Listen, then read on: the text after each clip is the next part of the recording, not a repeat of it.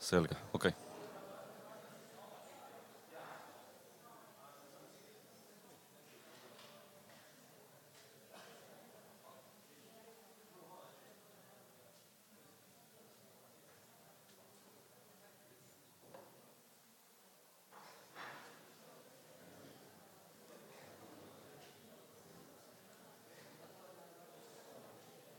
Nii, tere tulemast! Alustame minuti pärast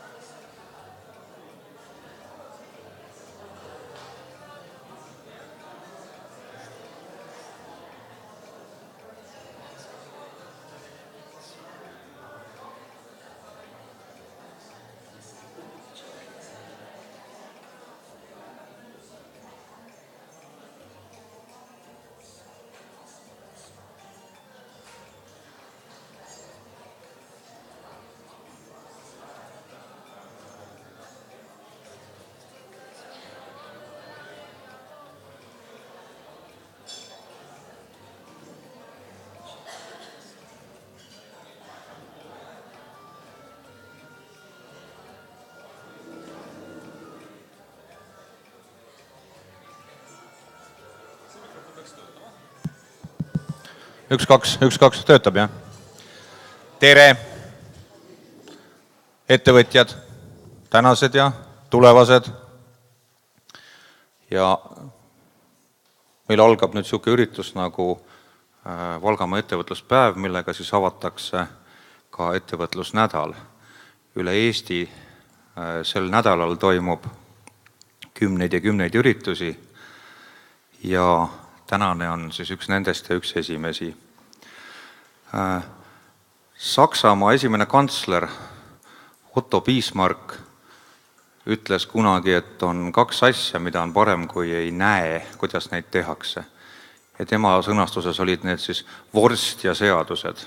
Vorsti tegemine tõepoolest on siuke mingid soolikad ja vereanum ja tangud ja parem kui näe. Aga valmis saab, paned pohlamoosi kõrvale, mõnus krõmps asi ja täitsa tore süüa. Ja samamoodi pidi ka seadustega olema. Veerand sajandit tagasi, kui Eestis hakati erastama Nõukogude ühisomandit, siis lisandus sellesse loetellu ka ettevõtlus. Olete kuulnud ilmselt väljendit, et ära küsi, kuidas ma teenisin esimese miljoni. Ja tõepoolest on kahetsusväärselt on see selline oreool või selline kahtlane mekk päris palju aega ettevõtluse küljes ka olnud. Selline saladuse loor, et ettevõtja peab olema siuke leidlik susserdaja. Ja ega ta nüüd päris tühja koha pealt ka ei tule. Külastasin hiljuti siukest kohta nagu Narva Kreenholm. Kas keegi on seal käinud või keegi teab Kreenholmi vabrikuid? Tundub, et vähemalt meie nooremad külalised kuigi palju ei tea. Tegemist on või oli Euroopa ühe suurema tekstiiliettevõttega. See on terve saar. Seal saarel oli terve kompleks, 8 vabrikut, iga üks nendest 20 korda sama suur kui Otepää vallamaja. Seal olid oma kauplused, oma lasteaiad. Selles vabrikus alustati puuvilla ketrusest ja lõpetati valmistoodanguga. Selles vabrikus töötas 13 000 inimest, 13 000. Kas keegi oskab pakkuda, mis oli selle vabriku erastamise hind? 1 Eesti kroon, 1. Täna selles vabrikus ei tööta enam kedagi, selles on lugematu arv põhjusi, miks see nii on läinud, ja osa hooneid lammutatakse ja neid saariaegseid telliseid müüakse täna hinnaga 3 eurot tükk. Ühe tellise eest saab 50-kordse vabriku hinna täna, enam-vähem. Miks ma seda räägin, on sellepärast, et õnneks need ajad on jäänud nagu veerand sajandi taha. Ja täna on see täielik minevik või ajalugu. Täna selleks, et saada ettevõtjaks, ei ole vaja omada kasulikke sidemeid, ei ole vaja olla leidlik susserdaja. Täna saab ja on võimalik saada ettevõtjaks igaühel. Igaühel, kes endas on avastanud selle pealehakkamise või ettevõtlikkuse, seemnekese, kellel jätkub jonni ja tarkust ja tahtmist sellest seemnest kasvatada selline viljakandev puu.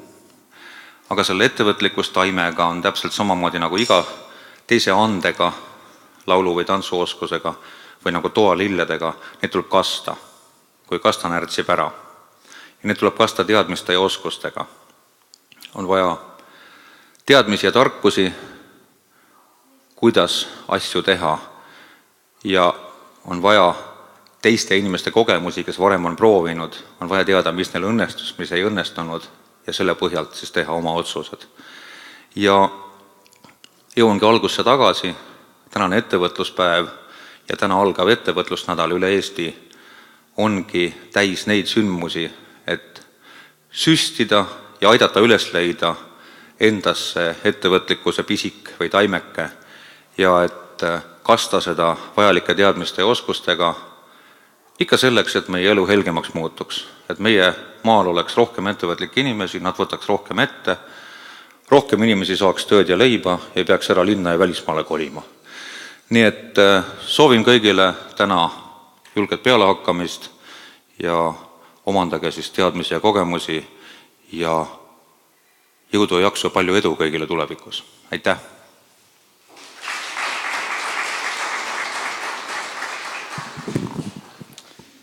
Nii, aitäh, Rein! Minu nimi on Marko Rillo ja mul on hea meel näha siin Otepääl üksjagu tuttavaid nägusid ja ka üksjagu uusi nägusid, kellega me varem ei ole kohtunud. Ja ma loodan, et me veedame täna üheskoos sellise sisuka ja huvitava päeva, millest meil kõigil kasu oleks.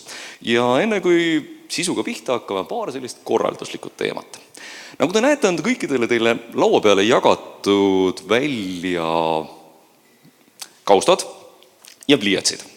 Ja ma loodan, et selle tänase päeva jooksul on teil võimalik nüüd ja kohe ja praegu need kaustad on teil lahti teha, pliiatsid ka kätte haarata ja hakata sinna tegema hulgaliselt märkmeid. Kui märkmeid ei tule, siis täiesti okei on ka kritseldada sinna pilte enda naabrist ja mis iganes muus asjad, mis pähe tuleb, sellepärast et enamasti sellised loovad tegevused hoiavad vähemalt mõtteerksa ja suure tõenäosusega tegib võib-olla siis muid ideid, mis ei ole võib-olla seotud nende asjadega, mida te kuulate, aga võib-olla tekivad muud siis ägedad ideed. Teine asi, mis teil seal on ka niimoodi kenasti pandud, on see tagasiside leht. Et ma ütlen kohe algusest peale ära, et palun ärge seda ära kaotage, et oleks vahva, et enne kui te siit ära lähete, kirjutaksite sinna, et mida te siis päevast arvasite. Et missugune see tagasiside on, mida te siit saite ja mida võiks edaspidi selle osas paremini ja teistmoodi teha. Ja kiire ülevaade sellest, et mismoodi see meie tänane päev välja hakkab nägema. Enne lõunapausi on mul au ja tüli teile teid pooleteise tunni väärtel võimalikult ruttu magama panna, sellepärast et ma loodetavasti räägin sellistest igavatest teemadest, et mille tulemusena tuleks hea uni. Peale seda, kui on lõunapaus ära toimunud, siis järgmiseks, nagu te näete, esineb Kuldar Leis, kes räägib enda huvitavatest projektidest. Siis on esinemas Leila Haugas ja siis on teisi inimesi, keda ma ei ole veel siin koha peal läinud, tõenäoliselt nad kusagil juba istuvad, kes samamoodi räägivad enda ettevõtluskogemustest. Ja kui te vaatate nüüd seda pealkirja, mis siia on pandud, ehk start või restart, siis üks läbiv joon nendes lugudes kipub olema, et mil viisil oleks võimalik mingisuguseid uusi asju algatada ja mingisuguseid uusi asju algatada ka olukorras, kus mingid vanad asjad on lõppemas. Ehk siit see sümbol, start ja restart. Ettevõtlusega alustamine, ettevõtmine, mingi asja ärategemine enamasti eeldab siis seda, et ma mitte ei alusta päris tühja koha pealt, vaid et ma muu hulgas mingisuguseid asju siis lülitan tasa ja teen asju siis teistmoodi. Nii et selles mõttes see Narva Kreenholmi näide oli just nagu rusikas silmaauku, sellepärast et ta näitas samamoodi ära, et mismoodi üks asi, mis on üle aasta 100 toiminud, on siis ühel hetkel teistmoodi tükkideks lahti võetud ja suure tõenäosusega selle abil tekib ka siis mingisugune uus kvaliteet. Nii, ma saan aru, et siin on kohal nii ettevõtjaid kui ka noori, ehk siis tänaseid ja tulevasi ettevõtjaid. Kõigepealt palun käed püsti tõusta nendel, et kellel praegusel hetkel juba ettevõte on olemas. Ühel või teisel moel. No ligikaudu poolel. Palun need käed püsti tõusta nendel, et kellel veel ettevõtet ei ole. Väga lahe, aga teil on võimalus see kohe ette võtta, sellepärast et loodetavasti te saate siit häid ideid, et mida täpselt tegema hakata. Ja selleks, et see ideede genereerimine niimoodi kohe käima lükata, siis alustaksin, nagu ütlesin, juba omalt poolt teie tüütamisega. Ja minu ettekande pealkirjaks on pandud muudatused tervikuna. Ja kas need muudatused viivad siis helge tuleviku poole või nad siis viivad kuhugile natukene hääbuva ettevõtte suunas. Proovime uuesti selle sisse lülitada ja vaatame, kas siis natukene paremini, väga kena. Nii, kes ma selline olen ja miks ma teie ees sõna võtan? Ma olen suurema osa oma elust veetnud konsultandina praktiseerivast elust. Ma olen elanud 3 aastat Horvaatias, 2 aastat Kosovos, 1 aasta Türgis, aasta Soomes, aasta Šveitsis ja nüüd viimased 2 aastat rohkem jälle Eestis tagasi. Ja nende aastate vältel olen ma erinevas kontekstis üritanud siis mõista, et kuidas suurtes organisatsioonides oleks võimalik tulevikku paremini kavandada ja kuidas erinevaid selliseid uuenduslikke asju ka luua. Ja kui ma sellest ettekandest niimoodi mõtlema hakkasin, siis ma üritasingi siia kokku panna nii ühest küljest natukene sellist teooriat, mida ma olen õppinud erinevates ülikoolides, kui enda praktilisi kogemusi, kui ka siis erinevaid parimaid praktikaid, et mida mul on õnnestunud leida kusagilt mujalt maailmast. Panen teile ette nüüd sellise slaidi, mida tagareas istujaid kindlasti ei näe. Ja seal paremal pool on võimalik näha ühte kõverat. Ja seda kõverat nimetatakse futuroloogide seas hokikepi kõveraks.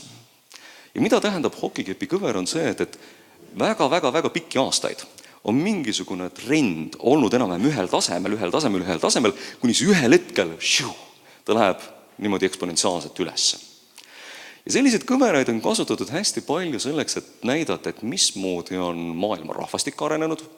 Oleme olnud seal väike seltskond, väike kildkond, väike kogukond ja praegusel hetkel siis 7 miljardit ja tundub niimoodi, et seda ülemist otsa ei olegi võimalik näha, et kuhu kohta ta siis lõpuks kuhugile välja kasvab.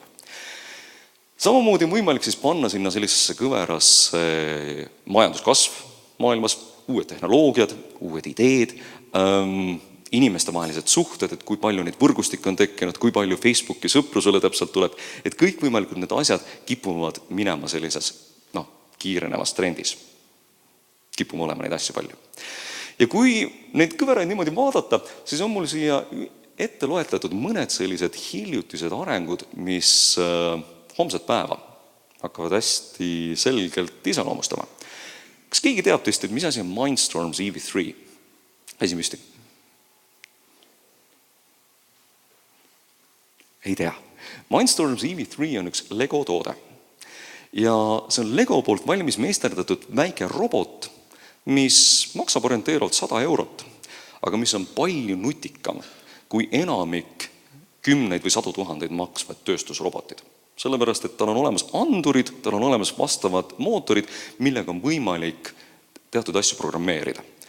Ja selle samase 200 eurose robotiga on suvalisel 5. klassi lapsel võimalik teha programme, millega on võimalik see samane olevus toimima panna palju keerulisemaid operatsioone tehes, kui need keerulised tehnoloogilised robotid, mida nad vabrikus teevad. No nii, järgmine näide. Oculus VR. Mis asi see on? Kas keegi on kuulnud? No sa tead, mis see on? Täpselt nii, see on virtuaalreaalsuse prillid, sellised spetsiaalsed, mis samamoodi ei maksa eriti palju, aga millega sul on võimalik siis vaadata, sellised võib-olla videosid, mingisuguseid mänge mängida, aga nende samade tehnikat tööriistade abil on võimalik juba hakata ka tekitama neid tööriistu, et mismoodi on sul võimalik teha ärilialaseid kohtumisi hoopis teiste inimestega teistest maailma nurkadest. Ja sulle tundub, et sina siinpool ja tema sealpool olete samas ruumis. Raspberry Pi. Jällegi, kas keegi on kuulnud sellest? No nii, mis see on? Miniarvuti. Selline pisikene asi, et mis on sama nutikas kui päris paljud teised sellised suured laptopid ja samamoodi ei maksa eriti palju. Ja Pokemon Go, kes seda on mänginud? Mina olen. No, võid julgelt öelda. Et tegemist oli siis eelmise aasta hullusega, mis tuli, võitis ja läks massidesse tohutult suure hooga ja millega tegelikult me õppisime, et kuidas on võimalik mingisuguse lihtsa vidina abil enda pärismaailma ja tehismaailma hakata ühendama. Ja need samased 4 viimase aja uuendust on säärased, mis näitavad, et järgmisele põlvkonnale on tänaseks väga lihtsalt selgeks tehtud, et mismoodi see järgmine tehnoloogiline revolutsioon hakkab välja nägema. Nii et muudatused, mis veel 10 aastat tagasi oleks olnud täiesti mõeldamatud, on hiljuti ju muutunud täiesti reaalseks. Ja seoses sellega räägiksin teile nüüd järgmiseks ühe loo. Eelmise aasta septembris kutsuti mind appi Oxfordi ülikooli. Oxfordi ülikoolis on olemas selline äriülikool nagu Science Business School, kus ma käisin ja aitasin teha strateegiat. Et mismoodi tulevikku kavandada paremini. Ja selleks hetkeks oli ära toimunud Brexiti hääletus. Ehk Suurbritannia otsustas Euroopa Liidust lahkuda. Ja sellest tulenevalt tekkis ka neil küsimus, et neil on tarvis väljast poolt abi saada, et mismoodi me enda tulevikku hakkame hoopis teistmoodi üleüldse mõtestama. Sellepärast, et kui senimaani meie äriülikooli kliendid on olnud enamasti sellised globaalsed ettevõtted, kes on otsustanud, et näed, Oxfordi ülikoolis on hea enda inimesi harida, siis peale Brexiti hääletust on olukord hoopis teistsugune. Sest et enam nad siia Inglismaale suure tõenäosusega enam tulla ei taha, sest et kui nad tahavad äri Euroopas ajada, siis suure tõenäosusega nad pigem asutavad enda kontorit kas siis Frankfurti või Pariisi või mõnda kohta, et mis siis on kusagil, kus on võimalik siis äri teiste Euroopa punktidega tegema hakata. Et mismoodi me siis enda asju hakkame ümber kujundama. Tegemist oli 2-päevase strateegia seminariga, kus arutati, mõeldi välja erinevaid stsenaariume ja jõuti lõpuks järeldusele, et kuidas me enda asjad teistmoodi ümber teeme ja jõuti järeldusele, et pole hullu, et 2 kuu pärast on tulemas Ameerika valimised ja küll seal vähemalt mõistus võidab. Kuni siis teate isegi, mis juhtus. Ja suure tõenäosusega need samased arutelud, mis küll käidi läbi väga põhjalikult, väga süsteemselt, teatud mõttes olid 2 kuud hiljem suhteliselt väärtusetud, sellepärast et tugineti teatud eeldusel, mis ei pidanud paika. Ja kui me räägime muudatuste juhtimisest, siis me olemegi jõudnud olukorda, kus muudatustest rääkides kirjeldame me nii-öelda VUCA maailma. Inglise keeles on volatile, uncertain, complex and ambiguous. Eesti keeles võiks siis olla VECE. Ehk maailm, mis on volatiilne, ebakindel, kompleksne ja ebamäärane. Ja mida need 4 suhteliselt kummalist sõna tähendavad, need tähendavad ennekõike seda, et volatiilsus on kõigepealt see, et me näeme, et mingisugused trendid käivad üles-alla, aga me ei suuda kunagi täpselt ennustada, kuna nad siis üles või alla lähevad. Näiteks aktsiahinnad või nafta hind või millest see täpselt sõltub. Põhjuslikke seosed me küll teame, aga mis täpselt, seda ei tea. Ebamäärased ongi siis need, et me ei tea, et mis siis nüüd järgmiseks mingisuguste valimiste raames toimuma hakkab. Me ei tea, et mis näiteks juhtus nüüd seoses sellega, mis hakkab juhtuma seoses eilsete sündmustega Kataloonias. Me võime aimata, aga täpselt, et kuhu me täpselt liikuma hakkame, selles osas meil ei ole aimugi. Ja kuna me oleme siis sellises ebakindlases, ebamäärases maailmas, siis inimestel tekivad kohe sellised küsimused, et oi, et 20 aastat tagasi või 50 aastat tagasi, et küll ikka oli hästi ja küll ikka oli võimalik asju teistmoodi teha. Ja inimestel on sisemine rahulolematus süsteemiga, olukorraga, kõikvõimalikuga, et mis siis ümbruskonnas on. Ja esimene asi, et mida nad hakkavad siis tegema, loomulik on see, et nad hakkavad kõigepealt süüdlasi otsima, et ahah, et kusagil on mingid pagulased, järelikult on süüdi Euroopa Liit. See on üks võimalus.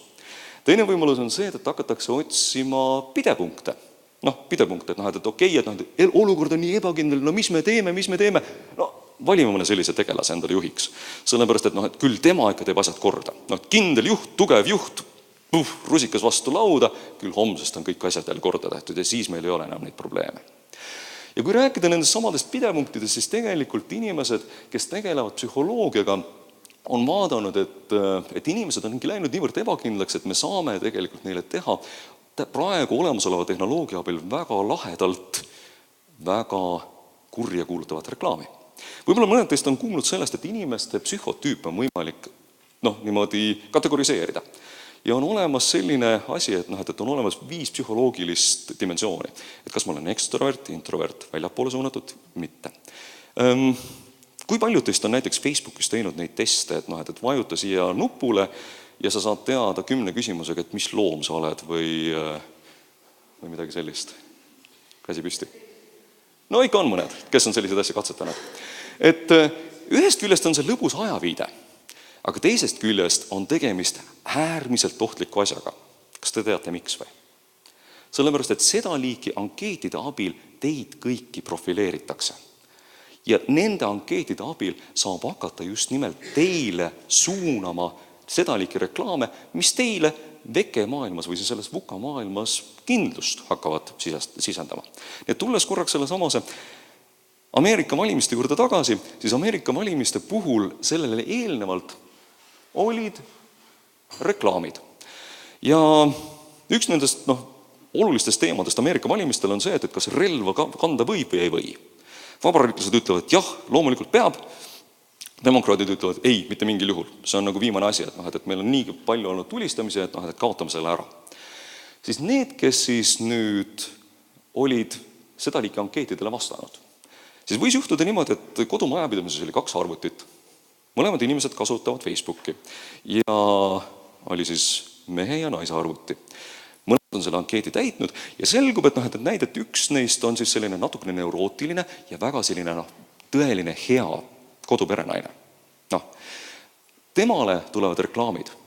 Õigusrelvi ei ole kanda mitte õigus, vaid see on kindlustuspoliis. Sellepärast, et teda on profileeritud nii täpselt, et talle antakse samane pilt ette, et kui sa nüüd vabariiklaste poolt ei hääleta, siis hakkab keegi sulle kohe majja sisse murdma. Ja teine, kes siis on pereisa, selliste traditsiooniliste väärtuste kandja, temale tulevad reklaamid, et isalt pojale, meie rahva sünnist alates, et kaitse seda õigust relvi kanda. Jällegi üks selline tööriist, et mille abil me näeme, et mismoodi maailm on muutunud. Kui veel paar aastat tagasi valimisreklaam tähendas seda, et keegi saadab sulle rämpsu uksest sisse või siis, et sa kohtad poliitikutega kusagil turuplatsidel, siis tänapäeval on läinud reklaam niivõrd kohandatuks üksikisiku tasandile, et on võimalik täpselt sulle, su abikaasale, vennale, õele teha täpselt sobivad reklaamid, mis just sinu isiksuse tüübile on sobivad. Ja see, et missugust isiksusestüüpi sinu kohta teada saadakse, tegelikult sõltubki hästi palju sinust. Nii et see on üks näide, et mismoodi vuka veel maailma mõjutab. Nii, 3. võimalus, et mismoodi inimesed hakkavad siis mõtlema selle peale, et mida me siis vuka maailmas teeme, on see, et me mõtleme, et äkki me hakkame siis mingit plaane tegema. Korraldame asjad ära ja siis pikas perspektiivis küll asjad on korras. Ja tegelikult see ka ei vii päris selgelt sihile.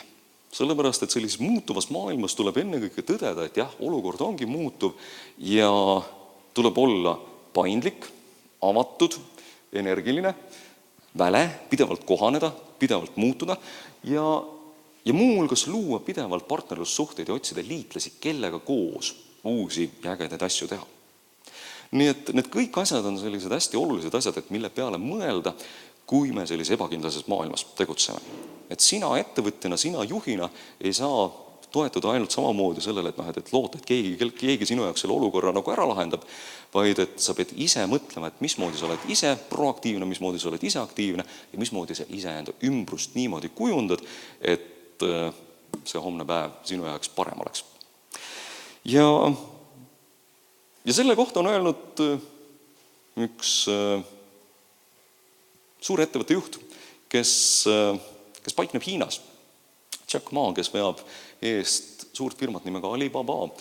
Ja hiinlastel on teatavasti see ütelus, et Prantsusel see revolutsioon on natukene liiga vara kommenteerida, sellepärast et see juhtus alles niivõrd äsja. Ja neil on enamasti traditsiooniks see, et proovi nagu väga pikaajaline sihtpaika saada.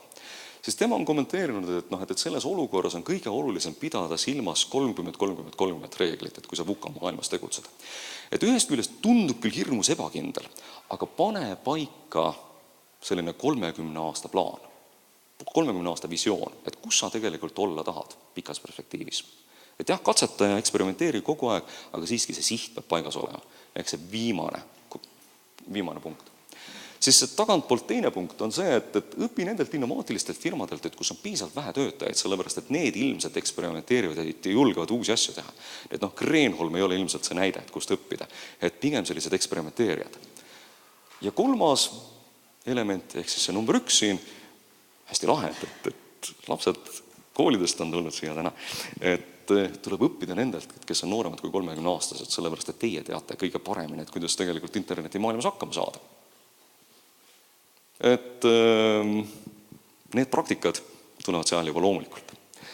Nii et need on ühed sellised olulised asjad, et mille peale mõelda, kui tervikuna üldse selles muutuvas maailmas hakkama saada. Aga okei. Vaatame nüüd natukene suuremat pilti. Ja suurem pilt kõigepealt oli see, et 50 aastat oli põhiliseks trendiks maailmas globaliseerumine. Ja siin on see globaliseerumine niimoodi 4 pildiga kokku võetud. Kusagil kontoris mõeldakse välja mingisugused plaanid, tooted, teenused, mis iganes asjad, siis vaadatakse, et kus on võimalik mingisuguses odavas riigis see asi suurtes vabrikutes ära toota, siis panna ta suurtesse konteineritesse ja transportida sinna, et kuhu neid siis jõulude ajal tarvis on, selleks, et inimesed kauplustes saaksid osta.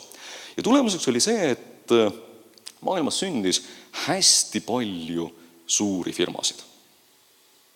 Enne oli Kreenholmi näide. Missugused on maailma suurimad firmad? Walmartis töötab 2,3 miljonit inimest. Kui Walmart kuulutaks Eestile sõja, siis rahvaarvuga arvestades siis nad tõenäoliselt võidaksid. Või päris palju on siin Hiina ettevõtteid, et maailmas on toimunud järjest konsolideerumist, kus ettevõtted ühinevad, kombineeruvad ja muutuvad järjest suuremaks. Ja viimastel aastatel on nähtud, et see trend on nüüd tagasi pöördumas. Ja mis selle põhjuseks on? Põhjuseks on see, et asjad on teistsuguseks muutumas. Ja selles kontekstis on suhteliselt keeruline sellist uut äri paika panna. Sest et kui on kõik ikka väga globaliseeruv, kõik on kusagilt odavalt saadav, siis keeruline on suhteliselt sellist uut ettevõtet paika panna. Kui näiteks tahaks teha enda unistust äri, kas keegi tahaks nagu enda autofirma püsti panna? Hakata enda autosid tootma. Kas keegi arvab, et autofirma tegemine oleks hea äriidee? Ei, pigem mitte. Okay. Kas keegi arvab, et võiks olla? Siit ma annan teile ette kohe esimese keisi, millega ma näitan, et tegelikult autofirma loomine võiks olla päris hea idee. Ja ma räägin sellise kuulsa näite varal. Kuulus näide on siin. Kui lihtne on käivitada autofirmat? Kui sul on globaalsed gigandid nagu Toyota ja Volkswagen ees, siis aastal 2009, natukene varem, 2002-2003, tuli paaril tüübil Californias idee, et äkki teeks teistmoodi autofirma. Ja sündis Tesla. Ja kui tavaliselt tullakse turule sellise ideega, et ma vaatan, et mingisugused tooted on tänasel hetkel juba ees olemas, et äkki ma teeksin mingisuguse odava asja, et siis suure tõenäosusega odavat asja ikka kliendid ostavad ja kui ma odavaga olen natuke endal juba sinna ruumi teinud, siis ju mul turuosa kasvab ja mingi aja pärast saaks ma ennast ise laiendada. Siis Tesla tegi risti vastupidi. Nad alustasid kõigepealt enda esimesest tootest, mille nimi oli Roadster ja nad hakkasid seda müüma hirmus kalli raha eest. Üks auto, selle hind algas $100,000 ühe auto eest ja need kallimad kohandatud versioonist maksid seal $500,000, mõned isegi lausa $1 miljon, üks auto. Kujutate pilti, $1 miljon auto eest. Ja selle idee puhul oli tegelikult väga lihtne tagamõte. Idee oli nimelt selles, et kui me teeme juba uut asja, siis me teeme seda niivõrd ägedalt, et me ei proovi sellega minna mitte massturule, vaid et me leiame mingisugused hullud, kes on valmis neid asju ostma. No mingisugused sellised autofanaatikud ikka kusagil leiab, kes on hiiglama rikkurid, et võib-olla nendel on võimalik siis kas või kollektsioneerimiseks mõned need siis müüa. Ja peale seda, kui see suur ja väga kallis investeering oleks neil tehtud, et siis nad otsustasid, et nad liiguvad järgmisena teise auto juurde, 3. auto juurde ja nüüd nad siis parajasti on siis tootmas seda 4. autot ehk Tesla Model 3, mis on juba peaaegu samas hinnaklassis, nii nagu enamik teisi autosid, et mis meil mööda tänavaid liiguvad. Ja kui me vaatame siis seda sama investeeringut, et kus nad siis pihta hakkasid, siis pole paha. Rahaliselt nägi see välja nii. Aastatel 2003–2009 selle samase esimese Tesla Roadsteri ülesehitamiseks investeerisid nad $187 miljonit. Osa. Päris suur hulk raha. Aga kui nad siis need müüki panid, siis nad müüsid nende aastate vältel 4 aasta jooksul kokku 2450 Tesla Roadsterit, mille alghind oli siin, ülemised hinnad olid tõesti nagu pealtpoolt miljonid ja nad tegid kogutulu üle 250 miljoni. Nii et alustades nullist autoäriga võib päris palju kasumit teenida. No nii, tegime nüüd küsimust, et tore, et kus me nüüd see 187 miljonit kätte saame, et muidu idee ja hea ja et teeme nagu ära, aga kes meile selle annab? Hea uudis. Teil ei pea olema 187 miljonit selleks, et autofirmat teha. Ja põhjus on selles, et kui Tesla alustas 2009, siis see oli ainukene viis, mismoodi autofirmat teha. Kui ta alustas 2002-2003, et siis see oli ainukene viis autofirmat teha. Vahepeal on aastaid mööda läinud ja mida see tähendab, et mis on toimunud vahepeal? Oluline asi on see, et uute oluliste asjade käivitamiseks ei ole tarvis enam nii suuri investeeringuid, kuna paljud tööstuslikud seadmed on läinud palju odavamaks. Mõned näited teile ette anda. Kui nendel aegadel üks selline korralik tööstuslik robot maksis 500 000, siis praegu maksab ta ainult 12 000. Ja kui sul on võimalik midagi üles ehitada selle samase väikese Mindstormsi roboti baasil, siis tõenäoliselt saad veelgi odavamalt. Sa saad ainult $200 nende roboti valmis teha. Teine näide. Elektrooniliste trükkplaatide puhul. Need on kõik võimalikud need skeemid, mis on erinevate arvutite sees, autode sees, kõik võimalike muu elektroonika sees. Et kui sa tahtsid trükkida neid skeeme, siis aastal 2007 maksid nad orienteerivad 15 000. Täna on võimalik sul osta odavamat $150 eest. Ja sa saad trükkida iseenda mikroskeeme välja. Nullist. Väga lihtne. Kolmas asi. 3D trükkimine. Kui sa tahad plastikust midagi valmis teha, aastal 2007 maksas $40 000, täna sa saad lihtsamate asjadega $40 eest valmis. Jällegi, kõik need tehnoloogiad on nii palju odavamaks läinud, mis tõttu autofirma asutamine käib palju lihtsamini. Ja kõik see on kaasa toonud siis olukorra, et kus robootika, 3D trükkimine, kõikvõimalikud tehnoloogiate odavnemised on jõudnud selleni, et mis tahes tööstusliku tootmise püsti panemine on muutunud palju soodsamaks. Ja sellest tulenevalt vaadataksegi laias maailmas, et globaliseerumine on tagasi pöördumas. Et ei pea ilmtingimata valima Donald Trumpi selleks, et kes hakkaks nüüd müüri ehitama ühe ja teise riigi vahele, vaid seesamane globaalne trend viitab sellele, et globaliseerumine ongi tagasi minemas. Sellepärast, et üsna odav on panna suvalisse punkti püsti oma vabrikut, sest et seadmed on läinud niivõrd palju odavaks ja üsna odav on suvalises maailmapunktis teha asju koha peal, mille jaoks ei pea minema Google'i Hiinasse ja hakkama sealt neid importima, vaid et neid asju saab teha täiesti vabalt siin samas Otepääl. Ja see on suhteliselt lihtne. Ja jätkates nüüd seda sama lugu autotööstuse vallas, siis ma annan teile kohe ühe vihje ja viite. Nimelt kirjutage üles endale see veebilehekülg OS Vehicle. Tegemist on vabavaralise autoga. Mis tähendab seda? Sul on võimalik minna sinna veebilehele, saada osa projektist ja ühineda kommuuniga ja põhimõte on äärmiselt lihtne. Tegemist on sellise variandiga, et kus sul on olemas väljatrükid, Kui sul on olemas 3D printer, sa saad ise enda autot kokku hakata panema just nagu Lego. Ta on modulaarne disainiga, seal parajasti tegutsevad arendustiimid sellega, et nii nagu on meil vabavaraline tarkvara, mida me saame enda arvutisse panna või telefoni panna, et tasuta äppe kasutada, nii on vabavaraliselt võimalik luua ka ise endale autot. Ainukene asi, mida sul tõesti tarvis on, sul on vaja seda 3D printerit, sul on tarvis neid sama trükiplaate, mida sa saad hakata siis trükkima ja sa võid teha ise endale auto. Ei maksa enam nii palju nagu Tesla tootmise hetkel. Katsetage, vaadake, kuidas siis on. Nii et ma loodan, et siit tuleb uusi autoprojekte nagu seeni peale vihma.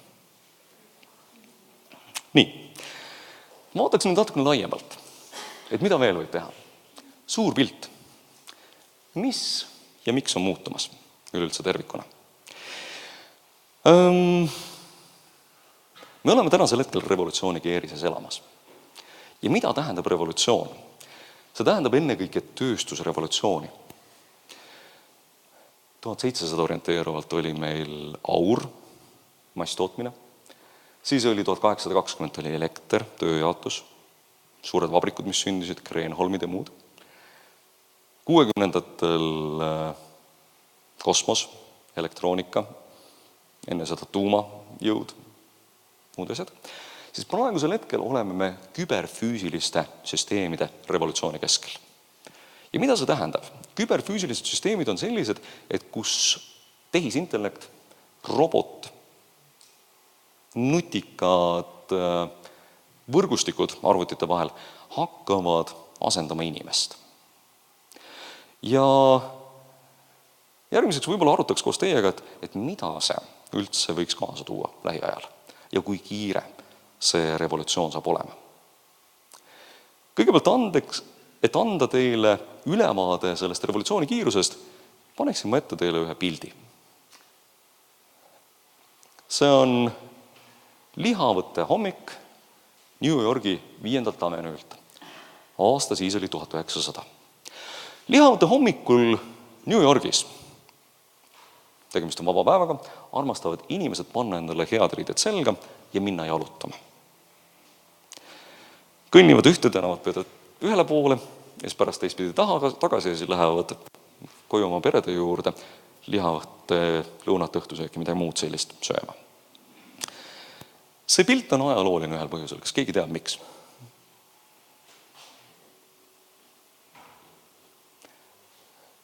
Kuidas? Kuidas? Tulid autod. Kui te nüüd tähelepanelikult vaatate, siis selle pildi peal, selle koha peal on esimene ilma ratsuta tõld. Ehk esimene auto seal samas 5. avenüül. Ja siis oli aasta 1900. Ja meile tundub, et praegu käivad muudatusid hirmus kiiresti. 13 aastat hiljem ei ole mitte ühtegi hobukaarikut alles jäänud. 13 aastat. 1900 kuni 1913. Terved tööstusharud kadusid selle aja jooksul. Nii et kujutage ette, et kui te sellel hetkel olite siis ratsutamise äris, hoburakmete äris, tegite neid vankreid, siis suure tõenäosusega küll päris valus. Sellepärast, et 10 aasta jooksul teie äri kadus ära. Seda enam ei olnud. Ja täna me oleme väga paljude tööstusharude mõttes samasuguse revolutsiooni lätete juures, et paljud tööstusharud on ära kadumas või hoopis teistsuguseks muutumas. Ja ma paneksin teile lihtsalt laua peale mõned ennustused, et mis on siis juhtumas. Kõigepealt esimene asi on see, et ma arvan, et juba järgmise 3 aasta jooksul ei ole enam mitte mingisugust tähtsust, kus kohas sa asetsed, kui sa teed kallist tööd. See samane Oculus VR, mida sa väga hästi teadsid. Ja HoloLens, Google Glass, kõikvõimalikud muud sellised tehnoloogiad võimaldavad juba täna arstidel teha operatsioone selliselt, et sul ei ole tarvis kõikide spetsialistide konsiiliumit siin operatsioonilaua ümber selleks, et mingisugust keerulist operatsiooni teha. Sul on võimalik reaalajas suhelda kellegagi, kes asetseb maailma hoopis teises nurgas, et saada seda spetsialisti nõu. Ja mida aeg edasi, seda olulisemaks muutub see samane asukoha sõltumatus ka teistes kallides ametites, kus on odavam suhelda selliselt, mis on peaaegu sama hea virtuaalreaalsuse abil või siis selle argumenteeritud reaalsuse abil, kui näost näkku suhelda. Et me ei ole enam eriti kaugel sellest olukorrast, kus me ei pea enam reisima.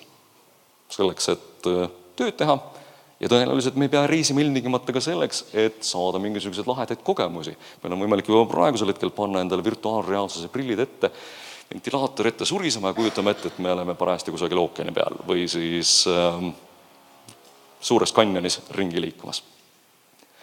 Ja see pilt näeb väga reaalne välja. Nii, see pilt on mul tehtud üleeile Tallinnas.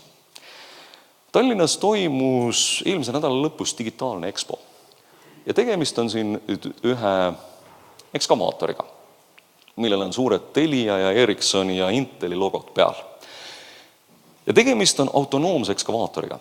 Siin selle koha peal on näha see ekskavaator tegevuses ja umbes 10 meetrit eemal oli siis tegelasele ette pandud virtuaalreaalsuse prillid, tema ees juhtimispuldid ja külje pealt vaadates nägi ta välja selline.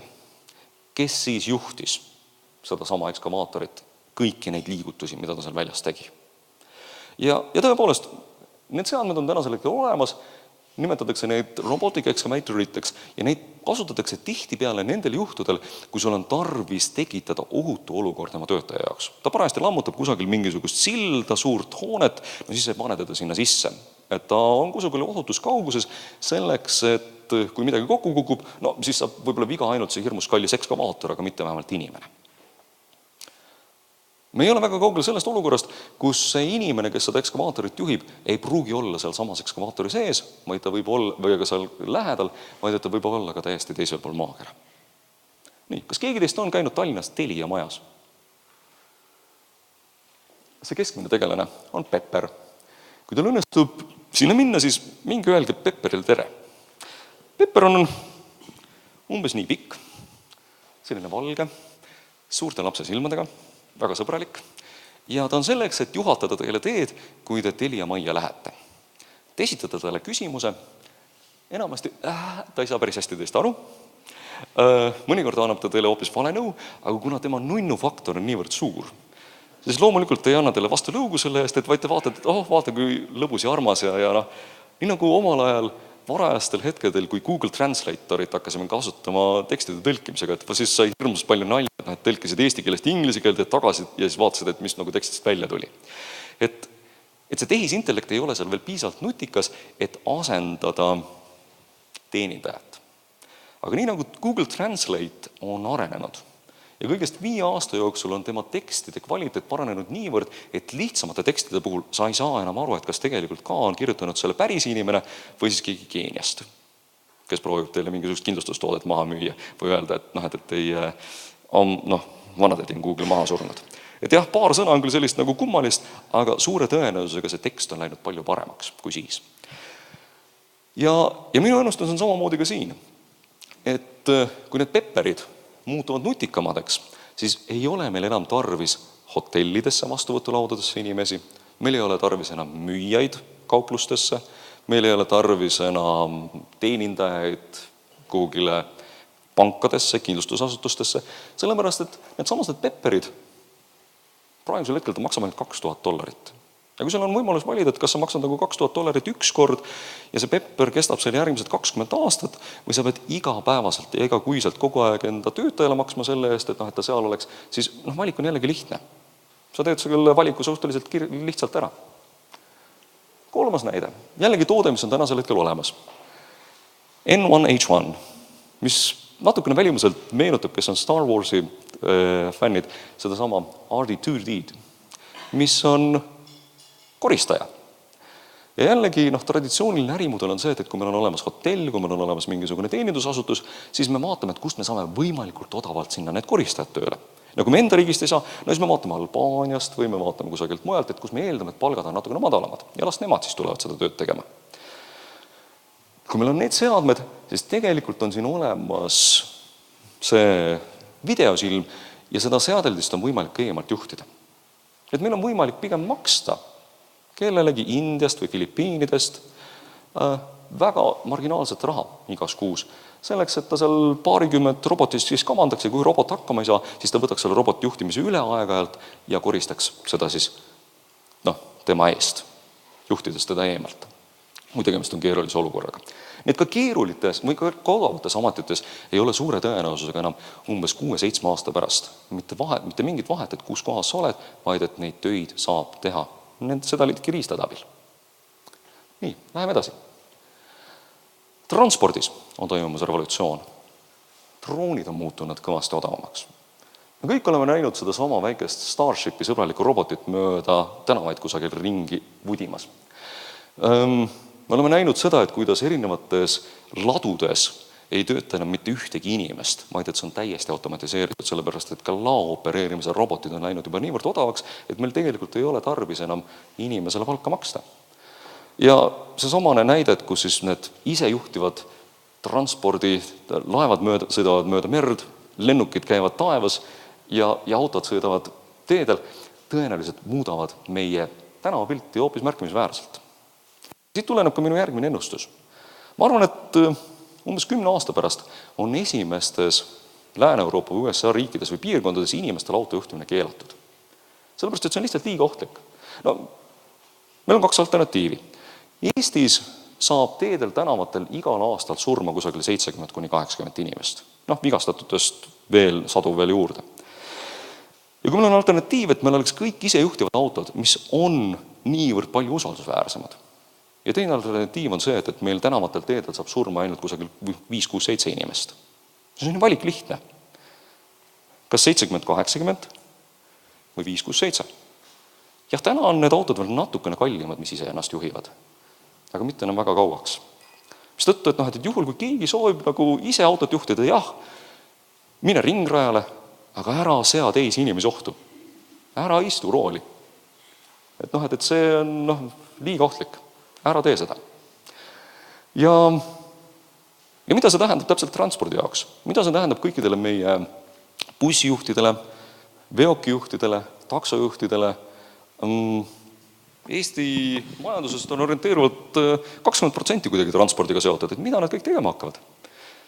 Natukene see samane asi, nii nagu need ratsudega inimesed seal New Yorgis aastal 1900. Nad peavad hakkama endale uusi asju välja mõtlema. No nii, ma ei lõpeta seda veel siin. Asi läheb huvitavamaks. Tehnoloogiate maksumus. Aastal 2013 kasvatati esimene burgeritäis hakkliha laboris. Ja see maksis 330 000 USA dollarit. Päris kallis hamburger. Aastaks 2015 oli tehnoloogia arenenud ja praegu ta on jõudnud platoole, kus üks hamburgeri täis hakkliha laboris maksab $11. See on natukene kallim siis kui veel kui üks hamburger. Aga tõenäoliselt me ei ole väga kaugel olukorrast, kus liha kasvatamine laboris on odavam kui loomade tapmine. Mis tähendab seda, et tõenäoliselt 2030 jõuame ka põllumajanduse revolutsioonini, sest et loomade tapmine tõenäoliselt sellisel kujul jääb minevikku. Kanad, kalad, loomad, kõik need lihad tõenäoliselt saavad laboris olema palju odavamad, tervislikumad, sellepärast, et kui sa laboris kasvab, me ei pea talle antibiootikume süstima, sellepärast, et ta tervena püsiks, vaid et me saame rangelt kontrollitud, rangelt puhastes tingimustes kasvatada just nimelt sellist liha, mis oleks võimalikult ohutu. Kuidas? Ja farmid ei pruugi ka olla enam mitte horisontaalselt põllud laiumas, vaid ka rohkem vertikaalsed, et päikesevalgust natukene paremini ja efektiivsemalt, tõhusamalt ära kasutada. Nii et mida see tähendab meie põllumajanduse jaoks? Jällegi selline hea küsimus. Mis veel? Selle aasta aprillis tuli välja uudis, et tehisehmakas kasvatas üles esimese lamba. Nii et me hakkame varsti võib-olla tegelema erinevate loomade ja tõenäoliselt ka inimeste bioloogiliste puuduste ületamisega.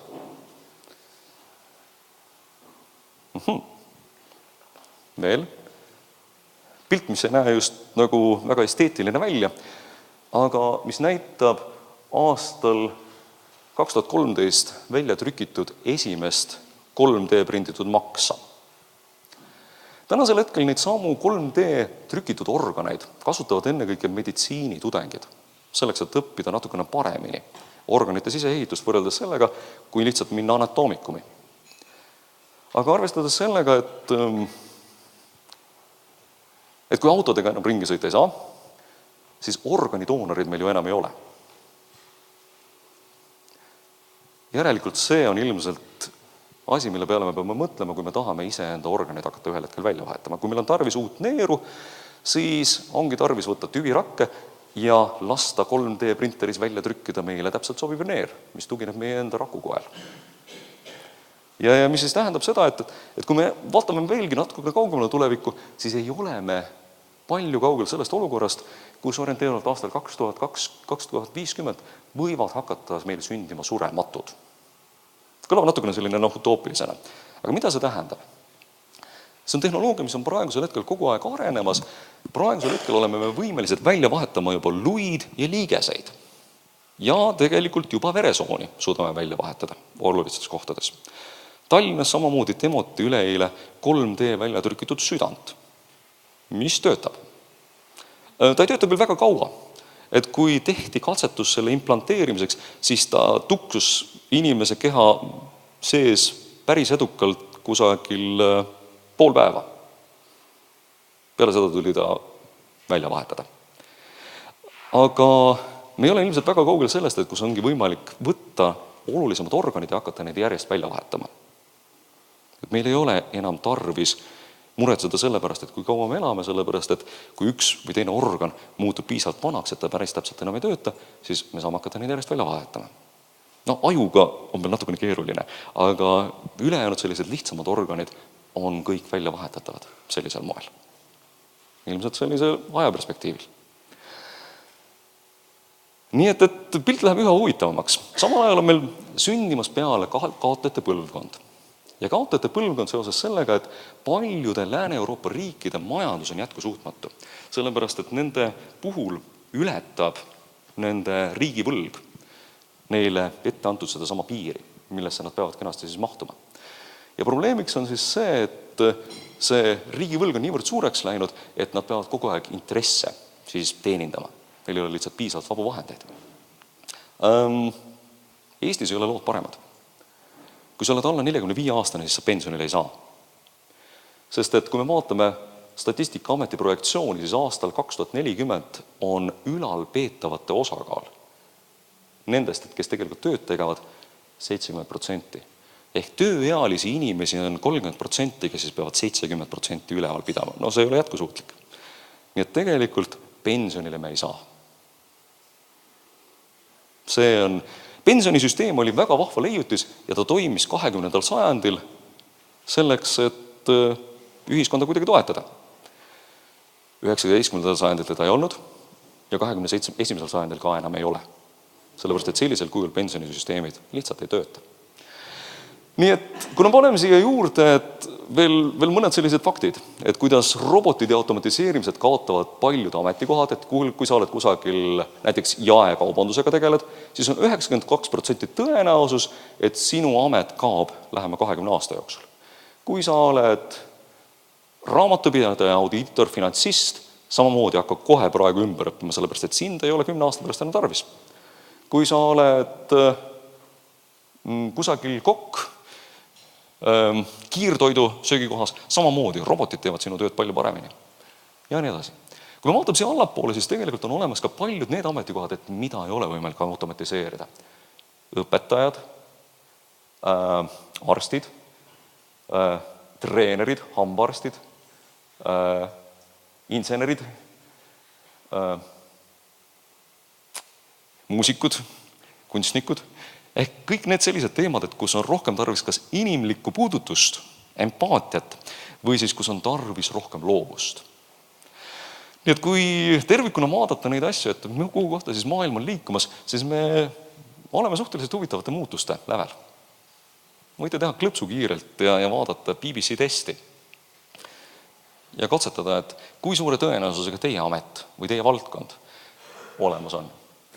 See test võrdleb orienteeruvalt 350 erinevat ametikohta, ütleb siis teile vastuseks tõenäosuse, et kui suure tõenäosusega see veel alles on või kui suure tõenäosusega robot on selle ise endale ära võtnud. Nii et kui me vaatame tervikuna, siis jah, töö kaob paljudes valdkondades ja töö tõenäoliselt ei ole enam samal moel osaks inimeste identiteedist väga paljudes valdkondades, vaid et see muutub kuidagi teistsuguseks. Me täpselt veel ei tea, et missuguseks ta muutub, aga tõenäoline on, et ta on muutumas. Täpselt samamoodi, nagu me vaatasime seda New Yorki tänava pilti seal. Nii, nüüd ma olen tükk aega rääkinud, nüüd ma annaksin teile mõned ideed ja siis ma paneksin teid tööle. Nii, üks võimalus on see, et proovida mõelda kiiresti, et mis on need valdkonnad, kus ei ole veel arvutid inimestest paremaks. Ja enamasti on need 3 asja. Üks asi on eksperimenteerimine, katsetamine, mäng, teine on koostöö ja 3. asi on revolutsioonide tegemine. Sest et need on need, kus tavapärased algoritmid sellisel kujul ei tööta. Ja annan teile paar näidet ette ka. 10 aastat tagasi, kui ma veel natukene noorem olin ja mul pisut rohkem juukseid oli, tegin ma ühte telemängu. Eesti Televisioonis oli juhtimisaju. Ja juhtimisaju sisu oli siis selline, et kus me läksime igas saates 2-3-liikmelise tiimiga erinevatesse Eesti ettevõtetesse, kus me lasime neil lahendada erinevaid juhtimisalasid väljakutseid. Ja minu hüpotees oli see, et kui need tiimid kokku saime, et siis suure tõenäosusega pigem sellised ekstrovertsed, dominantsed, aktiivsed, struktureeritud inimesed, sellised tüüpilised alfad, saavad nende ülesannetega paremini hakkama. Siis tegelikult kippus olema vastupidi. See tiim on Tartu Püssirohu keldrist, kes otsustas tulla saatesse panna jalga endale sellised austriapärased või Baierimaa pärased riided ja otsustasid üksikuid pulli teha. Ja paljuski olid seda tüüpi tiimid palju edukamad sellises saatesarjas. Ja uurisime, tehes siin põhjalikke analüüse, sellepärast, et meil olid kogu aeg neil videokaamerad olid seal juures, et milles see põhjus siis seisnes. Ja mõned sellised põhjused olid suhteliselt intuitiivselt, et kuna nad olid head suhtlejad, siis nad said sealt töötajatelt paremini informatsiooni kätte. Loogiline, et kui sa oled lõbus, siis inimesed annavad sulle paremini seda infot. Teine oli see, et nad talusid stressi paremini. 2 tundi, mille jooksul pidid asja lahendama. Sul oli kogu aeg ümberringi seal teletiim ja kui sa midagi rumalat tegid, siis pärast terve Eesti rahvas vaatas sind ja sa võisid ju nende ees häbisse jääda. Ja selgus üllatav tõsiasi, et need tiimid, kus ei olnud sellist tugevat juhti eesotsas, siis need toimisid paremini, sellepärast et tugev juht oli niivõrd struktureeritud, et sellega lagunesid tiimid täiesti koost.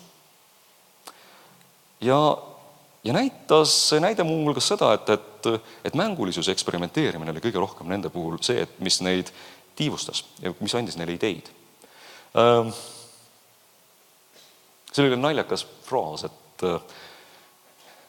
kui sa tahad, et sul oleks rohkem häid ideid, siis väga lihtne, sul peab olema rohkem ideid. Mida rohkem on sul häid ideid, seda rohkem on sul suure tõenäosusega häid ideid. Ja kui sa eksperimenteerid ja oled valmis mängima, väga palju ideid labo peale panema, siis suure tõenäosusega sul on lõpuks ka rohkem neid ideid, et mille seast siis valida neid häid asju. Nii, teine näide. Koostöö. See pilt on teile ilmselt tuttav, sellepärast et see pärineb siit kevadelt, et kus me parime mentorprogrammi inimesed omavahel koostööd tegema. Et see on ka oluline asi, sest et kui me tahame olla robotitest paremad, siis üritame leida neid võimalusi, mille raames üksteisega koos asju tegema hakata. Ja mentorprogrammid on kindlasti head näited, et kuidas ma ei tee mitte ainult iseenda asja, vaid et ma teistega suheldas uusi äriideid välja genereerin. Ja selle tegemiseks on mitmeid võimalusi ja ennekõike juhina või ettevõtjana pead sa mõtlema, et sa pead olema protsessi eesmärkide suunaja, sa pead olema võimalikult paindlik, mitte see, kes proovib kõike kogu aeg kontrollida. Ja seda liiki muudatuse tegemine enda mõttemallides, et juhina ma ei ole mitte selline käskija ja keelaja, vaid et kuidas ma kujundan sellised praktikad, mis on suuri kampu kaasavad, mis on sihtgruppide kuulamisele suunatud, et see on päris hea väljakutse. Ja tänasel hetkel neid näiteid ei ole väga palju. Ma lihtsalt annan teile järgmise slaidi peal paar pilti ette. Siinpool teen ma ühte džämmi Varssavis. Varssavis Samsung oli minu klient ja nad otsustasid, et nad reserveerivad staadioni. Ja kokku oli kusagil 360 inimest, kes üheaegselt osales arutelus, mismoodi võiks näha välja Samsungi tulevik. Väga struktureeritud, väga süsteemne, aga samal ajal äärmiselt loov ja mänguline, kus inimesed Lego klotside abil meisterdasid seda, et mil viisil võiks firma tulevik välja näha. Ja paljud sellised uuenduslikumad firmad otsivad võimalusi, et mismoodi me ei tee asju ainult mitte iseenese tarkusest, vaid et kuidas me kaasame rahvurke ja paneme neid muu hulgas samamoodi tegema. Nii, ja lõpetuseks võib-olla paneks teid mõtlema selle peale, et kuidas hakata siis enda ärimudeliga revolutsiooni tegema. Ja mis asi on kõigepealt ärimudel ja mida tähendab siis revolutsiooni tegemine ja mis tähendab siis restart või teistmoodi mõtlemine ärimudeli osas, panen teile ette mõned näited. Nii, ärimudel koosneb 4 lihtsast küsimusest. Esimene asi on see, et kes on meie äriklient, millist väärtust me pakume, kuidas see väärtus sünnib, kliendini jõuab ja kuidas meie see äri siis raha teenib. 4 küsimust. Ja ärimudeli revolutsiooni juures ongi oluline mõelda, et mismoodi neid 4 küsimust esitada natukene teistmoodi võrreldes sellega, et mida me senimaani oleme teinud. Ja kui te tahate seda tööriista niimoodi lihtsalt kasutada, väga põhjalikult sellest ei räägi, minge veebilehele innovaator.ee ja tõmmake sealt endale see alla, see on täiesti tasuta niimoodi kättesaadav. Ja ma lihtsalt jalutan teid kiiresti sellest siis läbi, et mismoodi seda tööriista praktikas on võimalik kasutada. Et esimene on siis see, et seal antakse võimalused ärimudeli kirjeldamisel lauseid lõpetada. Ehk meie äriklient on, tema vajadus on, meie pakume talle, me edastame oma sõnumi kliendini nii ja nii edasi. Ja nad kõik tunduvad olevat sellised väga lihtsad ja isegi natukene liiga lihtsustatud, lapsikud laused, et kuule, ma tean seda nii ehk teisiti. Koostöös Mart Kikasega, kellega me oleme nende asjade peale niimoodi üheskoos mõelnud, me oleme aidanud päris paljudel nii alustavatel kui ka tegutsevatel ettevõtetel nende küsimuste peale mõelda. Ja meie kogemus näitab seda, et mida rohkem on ettevõtte tegutsenud, seda keerulisem on päriselt nendele küsimustele vastata. Sest et sa võid olla mingis valdkonnas olnud sees 20-30 aastat ja siis selle mõtlemine, et miks ma tegelikult ühte või teist või kolmandat asja teen, ei olegi nii lihtne, kui sa pead väga lihtsale küsimusele niimoodi vastama. Ja siin on lihtsalt ette antud üks näide. TransferWise. Meie klientidel on vaja maksta teises valuutas teise riiki. Nende probleem on see, et välisvaluuta maksete ja valuuta konverteerimisel on kõrge hind. Meie pakume kiiret, mugavat, odavat makset. Edastame sõnumi sotsiaalmeedias ja teeme natukene revolutsioonimaigulist PR-i, sellist natukene teistmoodi asja. Viime teenuse kliendini läbi veebidisaini ja äpi ja teelime kasumit nii, et me võtame teenustasu igalt operatsioonilt. Lihtsalt vastatud kõikidele nendele küsimustele. Proovi korraks ise enda peal ka mõelda, et mis see sinu puhul on. Me ei proogi seda nüüd ilmtingimata praegu teha, aga võtke sealt samast Innovaator.ee lehelt omale see töövihik ja katsetage läbi. Kas on lihtne? Nii. Kui ärimudelist niimoodi siis mõelda, peale seda, kui mul on see esimene kirjeldatus ära teha, siis järgmine on see, et oleks mõistlik mõelda need pisut teistmoodi. Ja mis loom see siin nüüd täpselt pildi peal on, kas te saate aru? Kaamel. Tiiger. Kaelkirjak. Tõenäoliselt on mingisugused muid asju veel. Mida see pilt sümboliseerib, ongi see, et selleks, et asju natukene teistmoodi lahti mõtestada, ongi hea olla natukene teistmoodi ärimudeli võtmes. Ja seoses sellega on oluline ärimudeli restarti tehes läbi käia 3 sammu. Kõigepealt kirjeldada seda olukorda, siis mõelda kastist välja ja siis järgmiseks teha midagi radikaalselt teistmoodi. Ja ma annan teile ette mõned sellised näited, et mis võib-olla aitavad selle peale mõelda. Et esimene samm, kui me ärimudelit restarti teeme, on see, et me peame kõigepealt mingisugust uskumust, mingit fundamentaalset uskumust muutma. Lennufirmade fundamentaalne uskumus oli see, et inimesed lähevad lennuki peale ja siis nad ütlevad oma, et lõõgastav on lugeda lennukis James Joyce'i. James Joyce'i enamasti inimesed ei loe, sellepärast et see on niivõrd kummaline tekst ja enamasti inimesed aru ei saa, et kui sa juba James Joyce'i loed, siis sa oled järelikult kummaline inimene, sa oled tõenäoliselt rikkur ja sa tahad ilmselt mugavusi, järelikult see on see viis, et mismoodi me müüme. Ja lennufirmad mõtlesid niimoodi järjest ja järjest, sellepärast et nii oli, selle koha pealt olid lennufirmade äri pihta hakanud, kuni ühel hetkel tulid turule sellised tegelased, kes ütlesid, ei, 15 euroga on võimalik lennata siit kuni Barcelonasse näiteks. Äge. Praktiliselt tasuta. No loomulikult sa saad teada, et tegelikult kui sa tahad lennata, siis see lennuk ei vii sind mitte Barcelonasse, vaid ta viib sind kusagil 300 kilomeetrit eemale ja selleks, et kui sa tahad siis lennuki pealt ühel hetkel maha ka saada, et sa pead maksma veel $50 ekstra selle eest, sellepärast et lennukist välja saamiseks ju piletit ei ostnud. Et igasugused sellised ekstrad tulevad siis juurde. Aga see samane baassõnum on väga lihtne. Nii et kui me vaatame, et mida siis need lennufirmad on teinud, on see, et nad ongi leidnud uue viisi klienti vaadelda, uue viisi väärtusahelat edastada, uue viisi kasumit teenida ja seda kõike siis ka teostada. Et odav lennufirmad. Kas kliendi jaoks on oluline kogemus või hind? Kas väärtus on kaubamärgis või siis odavas hinnas? Kas teenindus on oluline või on pigem see, et klient teenindab ennast ise? Kas hinnas on kogu teenus ja hirmus mugav on kõik või siis me teeme hinna niimoodi, et saada ainult selle õiguse lennuki peale astuda, aga kõik muu on lisateenus.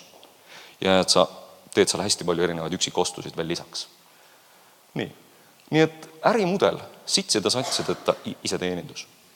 Nii et klient saab baasteenust, muus osas teenida ennast ise. Järgmine näide. Kohvi. Kuidas me seda müüme? Tavaliselt nii.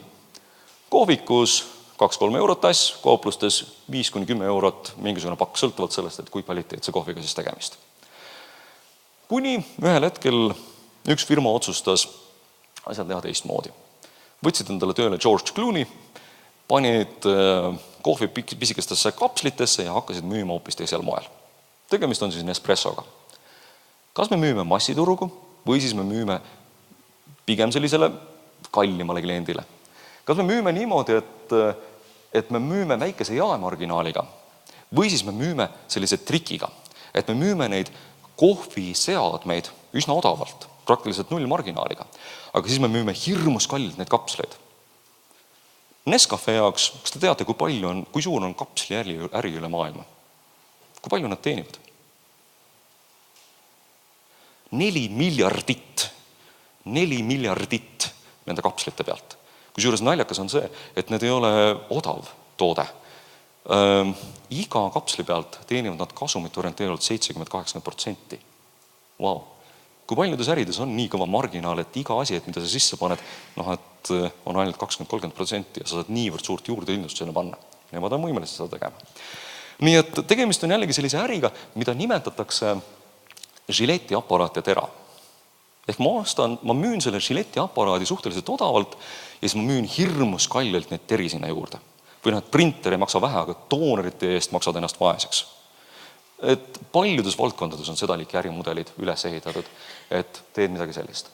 Selle teine variatsioon on näiteks Skype või teised premium tooted. Et päris baastootena on ta päris tasuta. Aga kui ma tahan midagi lisaks teha, siis ma maksan selle eest raha. Maksan juurde. Et see on mõte. Nii et jällegi, ärimudeli tüüp, freemium, toode tasuta, lisavõimalused tasulised. Nii et kirjuta endale kohe üles. Kuidas saan mina enda äris tulla turule odava baasteenusega, nii nagu see hotelli siin. Et hotellituba ongi selline toru, kuhu sa paned sisse ja sinu naaber on sinust ainult 2 meetrit eemal või pool meetrit eemal, seal teisel pool toru. Kuidas on sinu äris võimalik müüa siis neid lisateenuseid kallilt? See superbuss ei läinud küll väga hästi kaubaks, aga võib-olla mingil muul moel välja tulla võimalik siis mingisuguse uue hüperbussiga, et mis siis paremini raha teeniks. Veel üks näide. Kuidas müüa sokke?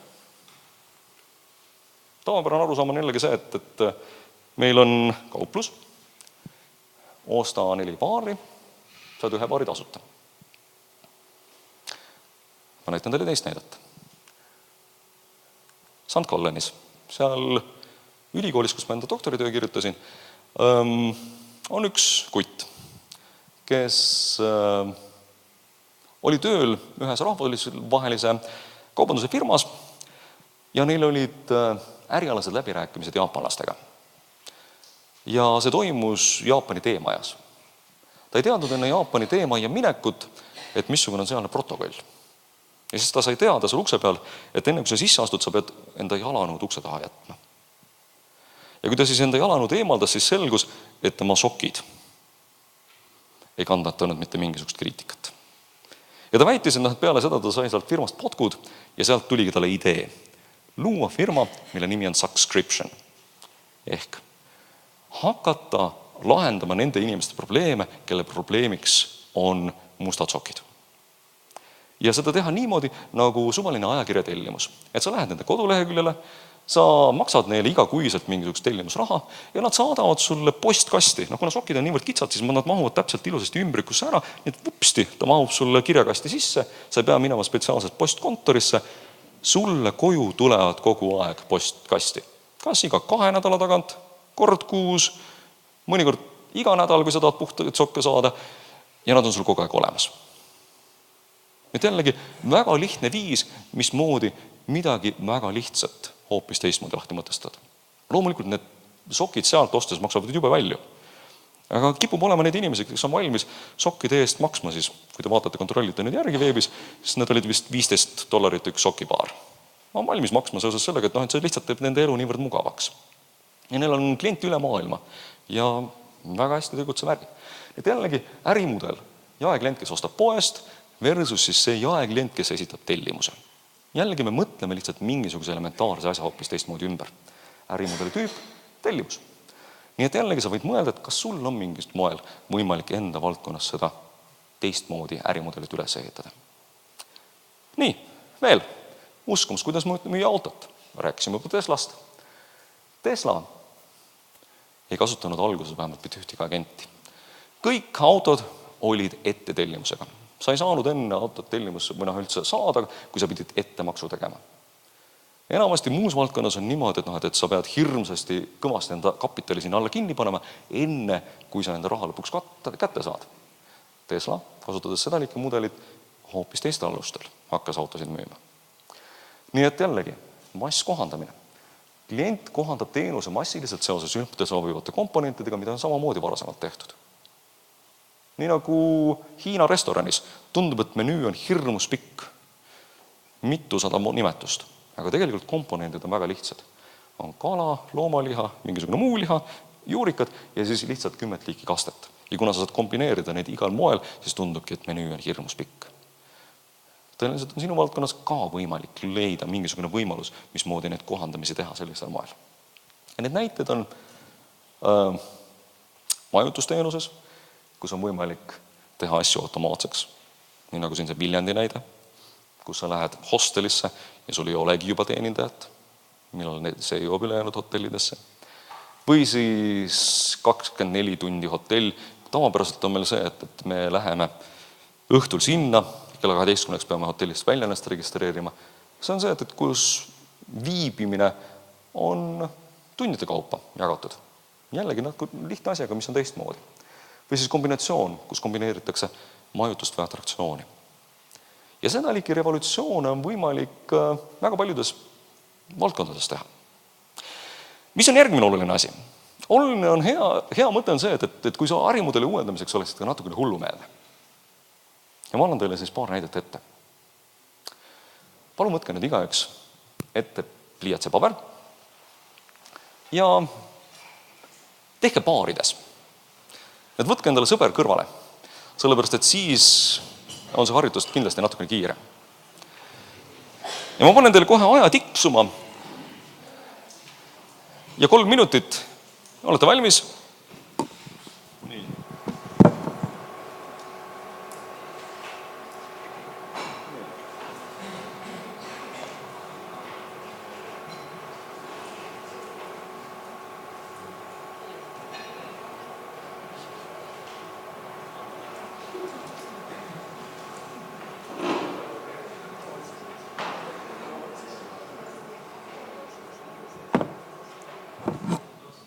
Nii, tavaliselt öeldakse, et ärge leiutage jalgratast.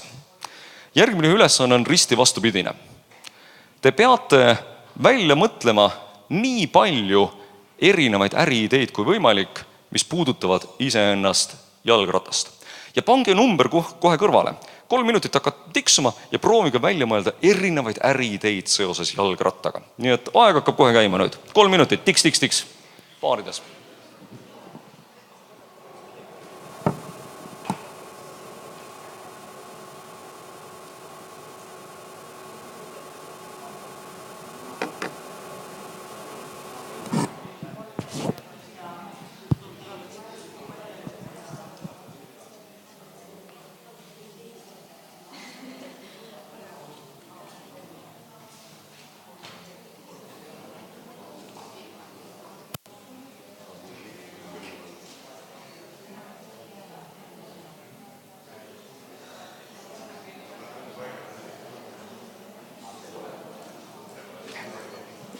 Ruttu. 1 minut on juba läinud.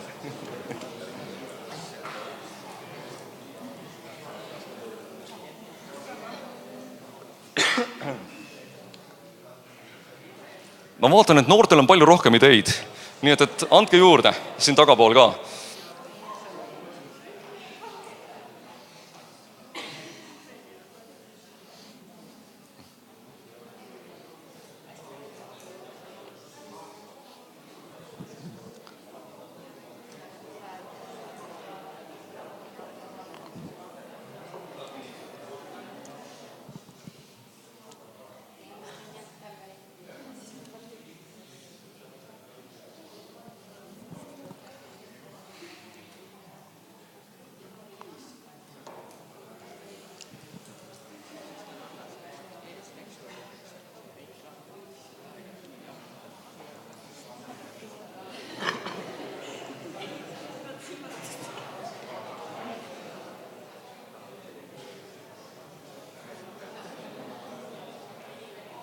Minut on meil jäänud.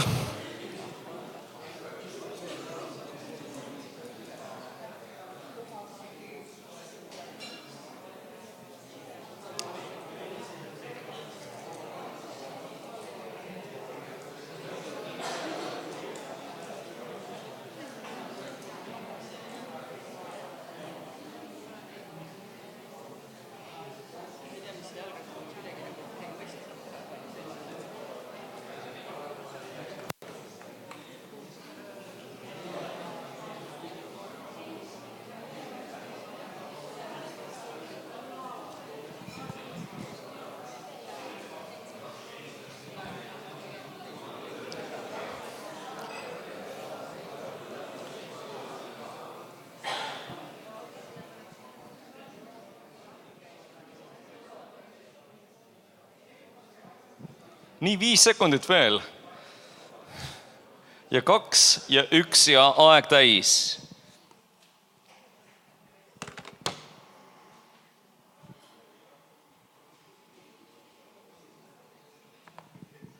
Nii, lugege kokku, kui palju tuli.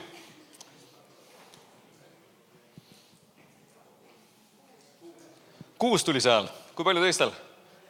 9, väga hea. 13, vau, lahe. Kui palju? 7. Kui palju siin? Vähe? Kui vähe? No nii. Okei. Kas keegi soovib nagu mõnda enda head ideed jagada, et mis idee meil tuli siin? Ja palun. Ja palun. Mul on 2 sellist ideed. Üks on, ma olen kõva häälega, ei ole mikrofoni vaja. Siis saab videosse ka. Esiteks oleks mobiilne rendiratas. Et täna on tehtud selliseid rattalaenutuspunkte, aga miinus on sellele, et sa pead alati ratta jätma punkti sõltumata, kus sa siis elad, et see võib osutuda ebamugavaks. Et võiks olla selliselt, et kergesti tehniliselt lahendatav, et mobiilirakendusega võtad sa näiteks linna peale jäetud ratta, koha peal on süsteem, mis ta vabastab, sõidad sellega ringi kus iganes, ostad endale aja, piltlikult öeldes, ja lõpuks, kui kodu ukse ees maandud, paned ta ilusti tänava äärde, lähed koju.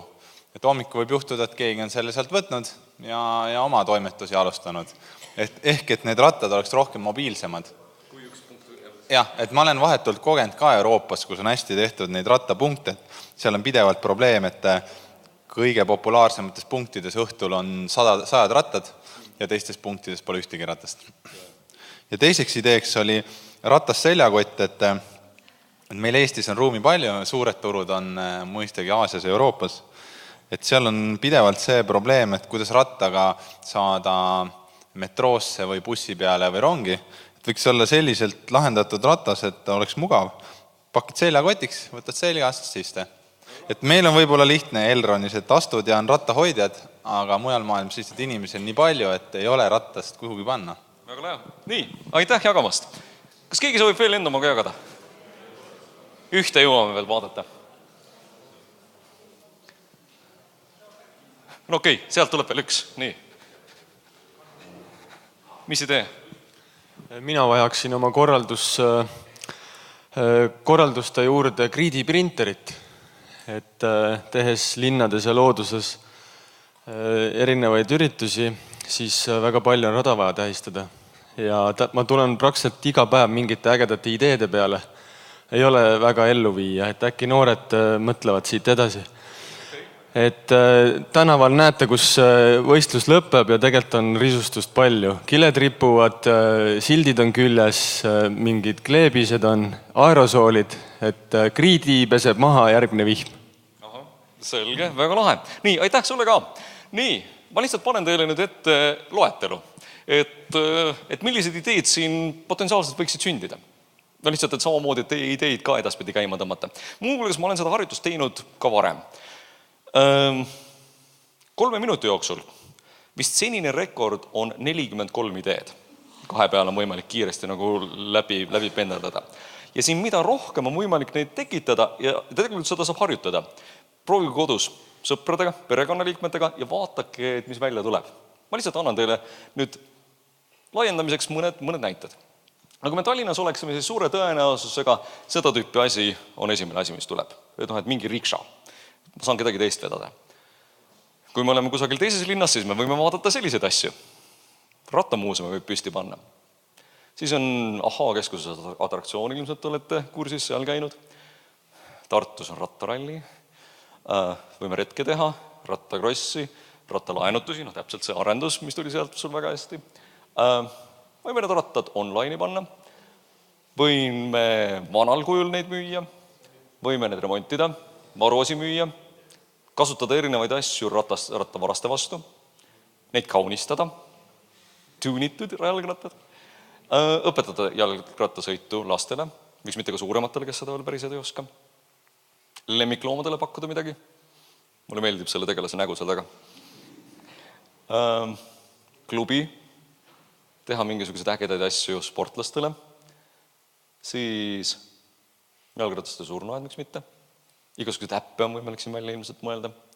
Postiveoratas, reklaamipind, üks ratas, konverentsratas, millega sõpradega sõitma minna, sinu nimega ratas, et sa trükid välja omal 3D printeris enda nimelise ratta, väga suur tõenäosus, et seda ei varastata, sest et suure tõenäosusega see ikkagi leitakse üles. Miks mitte pitsanuga? Miks mitte jõuluvanade jalgrattaparaad? Järgmine üritus. Miks mitte kartongist asja valmis teha? Pudelihoidja. Ma ei tea, kuidas see küll täpselt toimib, aga ka võimalus. Sisekujunduse element. Jäätisemüük. Tort, mis on rattakujuline. Tapeet, lillepott, hübriidiratas, kaameraid võime sinu panna, kiivreid, sellised, mis lähevad siit sallisest lahti juhul, kui sa kukud. Kunstiteos. Või siis pane endale nimeks Damien Hirst ja suudad müüa ühe jalgratta 500 tuhja eest ära. Nii et nende samade näidete alusel, kui juba jalgratta suhtes on võimalik niivõrd palju ideid genereerida, et ka sinu enda äris suure tõenäosusega võimalik lihtsalt võtta 3 minutit ja kujutada ette, et mida minu äris võiks hoopis teistmoodi teha. Nii et seda laadi ajurünnak annab võimaluse asju teistmoodi lahti mõtestada. Ja enne kui meil kohviplaus või lõunapaus tuleb, üks selline eelviimane mõte veel. Ehk kui me räägime ärimudelitest, siis otstarbekas on mõelda ka selle peale, et kas meil on võimalik mingisuguseid uskumisi päris pea peale pöörata. Ja minnes tagasi sinna sajad tagasi, siis Henry Fordi väide, et juhul, kui inimeste käest oleksime küsinud neid asju, et mida nemad täpselt tahavad, siis oleksid nad öelnud, et lihtsalt natukene kiiremaid kaarikuid. Aga keegi oleks välja pakkunud seda, et just nimelt auto võiks olla see järgmine uus asi. Et mõned asjad sünnivad ikkagi siis, kui keegi nutikas proovib esitada väljakutse, kuidas asju teha hoopis teistmoodi. Ja see on üks selline tuntud näide, aga võib-olla hea kasutada. Kumb tuli esimesena turule? Kas iPhone või iPad? iPhone tuli esimesena turule. See oli see suur sündmus aastal 2007, kus siis kuulutati välja uus revolutsiooniline toode, iPhone. Ja loogiline küsimus loogilise vastusega, kumb oli tegelikult Apple'il esimesena laboris valmis? iPad. Ehk tahvelarvuti oli esimene valmis. Ja see oli olukorras, kus Apple'i insenerid olid 2 aastat väsimatult töötanud, siin orienteeruvalt 2005-2006. Ja natukene isegi varem.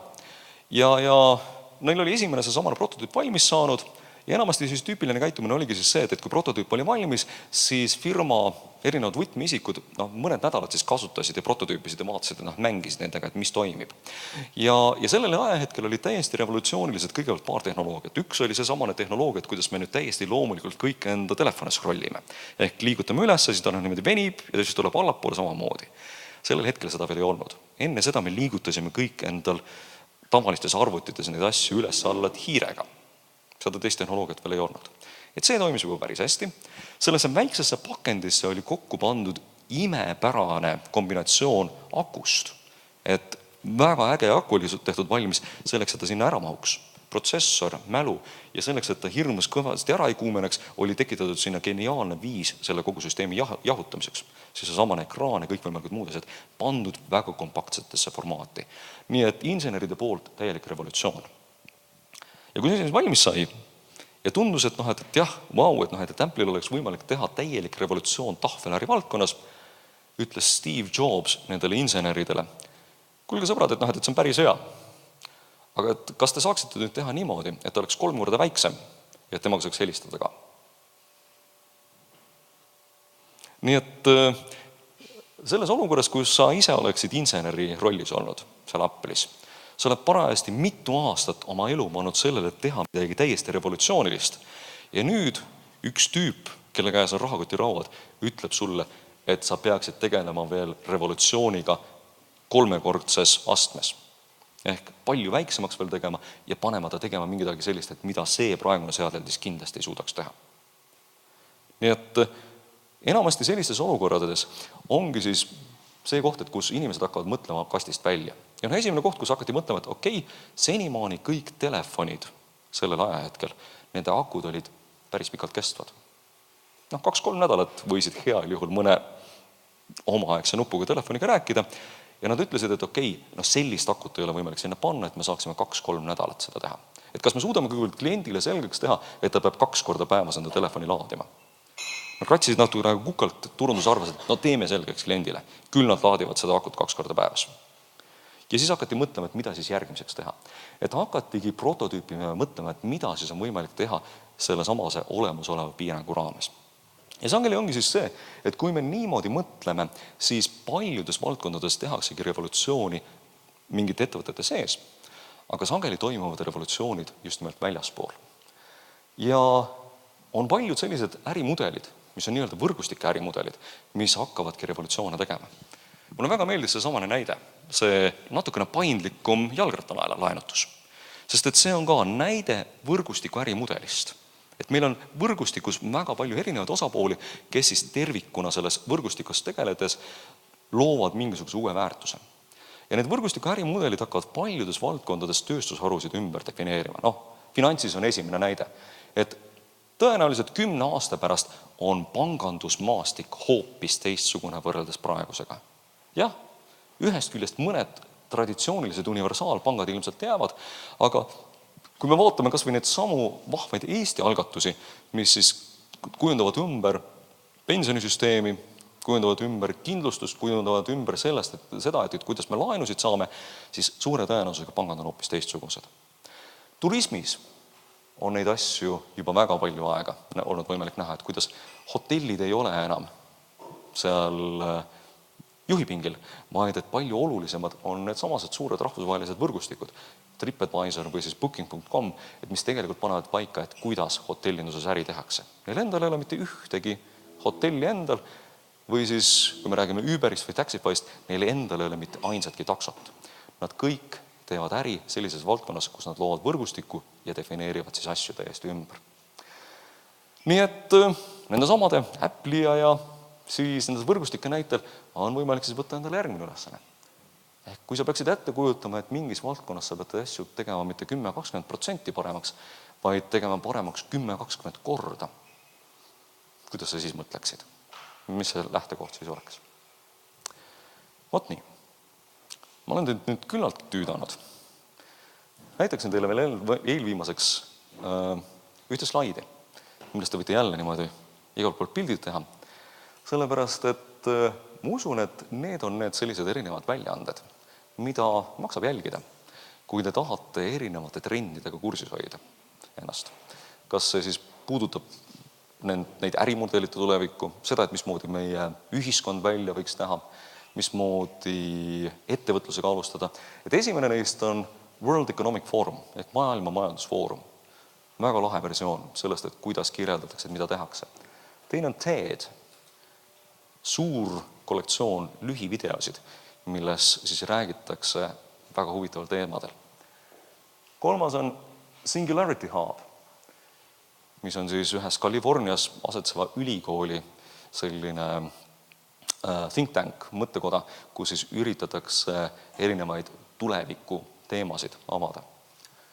Neljas, Futurism.com, samamoodi kirjeldatakse seda, et mismoodi tööstusharud hakkavad teistmoodi välja nägema. Ja loomulikult Economist ja Financial Times. Et need samamoodi annavad päris palju viiteid selle kohta, et kuidas igal pool maailmas tööstusharud hakkavad teistmoodi muutuma. Nii. Aitäh! Kas teil küsimusi on? Palun. Me oleme siin kõik lõunaeestlased, et sina oled mujalt, on sealt kaugelt linnast. Et mis sa arvad, et kui nüüd 2021 ei ole enam asukohal tähtsust, et kalleid tööd teha ja 2023 ka lihtsaid, et kas siis hakkab tulema meie piirkonda nagu rahvast juurde või mitte? Ehk siis kas hakatakse rohkem väärtustama seda nii-öelda väljaspool suurlinnu elamist? Mis sa arvad? Ma arvan, et jah ja ei. Et jah, kindlasti seoses sellega, et inimeste jaoks muutub elukeskkond tähtsamaks kui see, et kas ma kusagil tööl käin või mitte. Ja miks ma ütlen ei, on see, et see sõltub nüüd sellest, et mismoodi mingi piirkond suudab näidata, et meil on tegelikult kõik see siin olemas. Et meil on olemas hea loodus, meil on olemas see keskkond, meil on olemas kogukond, meil on olemas sul potentsiaalsed sõbrad siin kõik olemas ja kõikvõimalikud muud asjad, et millest sa siis ilma jääd, et nendest sa tegelikult ei jää ilma. Et see kõik muu on ka olemas, mida sa arvad, et millest sa ilma jääd. Et selle tasakaalupunkti leidmine ilmselt on siis oluline. Nii, kas on veel küsimusi?